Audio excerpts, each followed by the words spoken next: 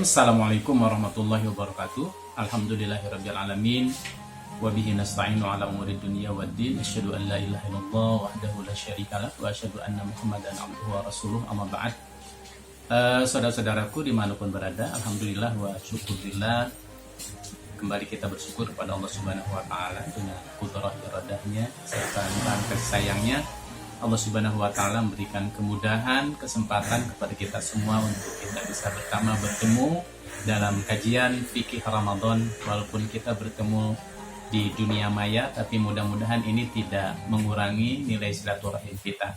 Baik, ke depan kita akan bersama mengkaji permasalahan-permasalahan yang secara khusus berkaitan dengan fikih, khususnya fikih Ramadan.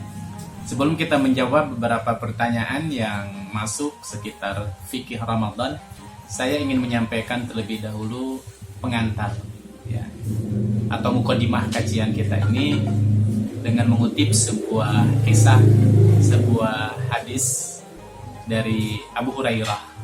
Ya. Apa hadis itu? Abu Hurairah menceritakan suatu ketika Rasulullah SAW naik mimbar untuk menyampaikan khutbah, untuk menyampaikan tausiah. Baru Rasulullah naik mimbar, tiba-tiba Rasulullah mengucapkan amin, amin, amin 3 kali. Para sahabat kaget. Kenapa kaget? Karena biasanya ungkapan kalimat amin ini diucapkan oleh Nabi ketika menutup suatu khutbah, suatu tausiah, suatu ceramah. Tapi ini baru naik mimbar, Rasulullah langsung mengucapkan amin. Setelah khutbah selesai, para sahabat pun bertanya, "Ya Rasulullah, wahai Rasulullah, kenapa engkau baru naik mimbar tadi mengucapkan amin? Bukankah amin ini biasanya engkau ucapkan ketika mengakhiri, menutupi suatu tausiah, suatu khutbah?" Rasul pun berkata, "Tahu gak sahabat, kenapa tadi aku baru naik mimbar mengucapkan amin? Karena Jibril mengatakan, rugilah seseorang ketika dia diberikan kesempatan untuk bertemu dengan bulan Ramadan, tapi ketika Ramadan berakhir, ketika Ramadan selesai, dan ketika Ramadan berlalu, maka dosanya tidak diampuni." Kemudian apa amin yang kedua ya Rasulullah? Adapun kalimat amin yang kedua, Jibril mengatakan, rugilah seseorang di saat di dunia dia diberikan kesempatan untuk bertemu dengan kedua orang tuanya. Masih bisa bertemu dengan kedua orang tuanya, hidup bersama orang tuanya. Tapi keberadaan kedua orang tuanya tidak menghantarkan dia untuk menikmati surga Allah Subhanahu wa taala. Bukankah birrul walidain menjadi pintu-pintu surga? Bagi seseorang yang ingin mendapatkan surga, memperlakukan kedua orang tuanya dengan baik, beramal soleh untuk kedua orang tuanya. Tapi orang tuanya disia-siakan begitu saja. Rugi kata Rasulullah. Maka aku pun mengucapkan amin, amin. Jangan sampai ada di antara umatku yang terjerumus ke dalam dosa itu. Terus yang ketiga ya Rasulullah, apa amin yang kau maksud? Adapun amin yang ketiga, Jibril mengatakan, rugilah seseorang, binasalah seseorang ketika disebut namamu tapi dia tidak bersalawat kepada. Bukankah man shalla alayya salatan sallallahu alaihi salawat? Barang siapa yang salawat kepadamu 1 kali, maka Allah akan memberikan kepadanya 10 kebaikan. Rugi ketika disebut namamu tapi dia tidak bersalawat kepada engkau ya Rasulullah.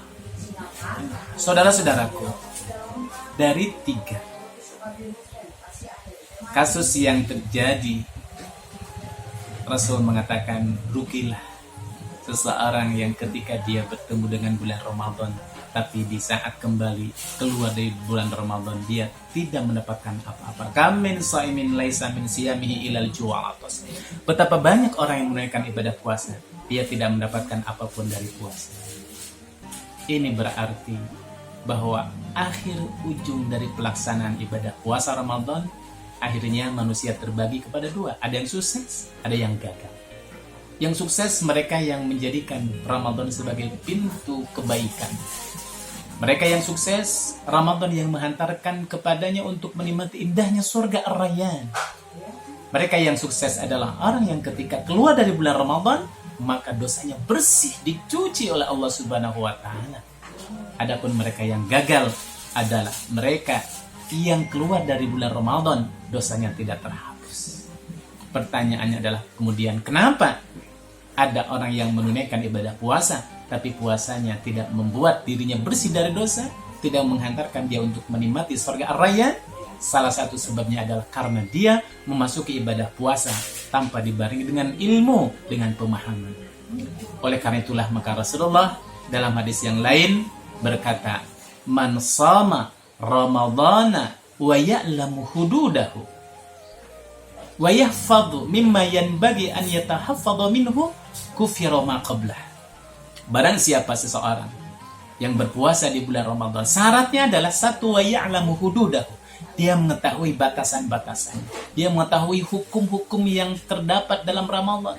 Dia mengetahui apa syarat puasa Ramadan, apa yang mewajibkan Ramadan, siapa yang boleh menunaikan ibadah Ramadan, siapa yang boleh meninggalkannya, kapan dia wajib puasa Ramadan, mulainya bagaimana. Dan yang kedua adalah dia menjaga dari hal-hal yang akan mengurangi kesempurnaan ibadah puasa Ramadan. Dia jaga mulutnya, dia jaga matanya, dia jaga panca inderanya dari hal-hal yang akan mengurangi nilai ibadah puasa Ramadan.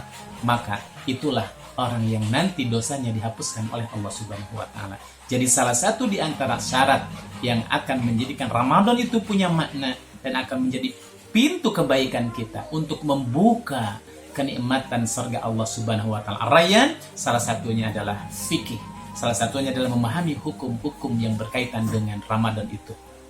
Man ya'mal biduni fikhin wa fahmin kana yufsiduhu aktsaru mimma yuslih. Barang siapa yang beramal tanpa dibarengi dengan fikih, dengan ilmu, maka kerusakannya, kerugiannya akan lebih banyak daripada kemanfaatannya. Assalamualaikum warahmatullahi wabarakatuh.